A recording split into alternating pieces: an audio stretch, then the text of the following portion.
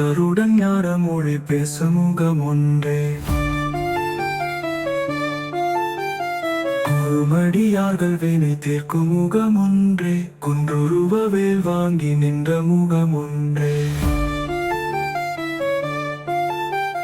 மறுபடு சூரரை வதைத்த முகம் ஒன்றே. வள்ளியை மனம் புணர வந்த முகம் ஒன்றே. குருமடியார்கள் வினை தீர்க்கும் முகம் ஒன்றே. குன்றுருவ வேல் வாங்கி நின்ற முகம் ஒன்றே. மறுபடு சூரரை வதைத்த முகம் ஒன்றே. வள்ளியை மனம் புணர வந்த முகம் ஒன்றே.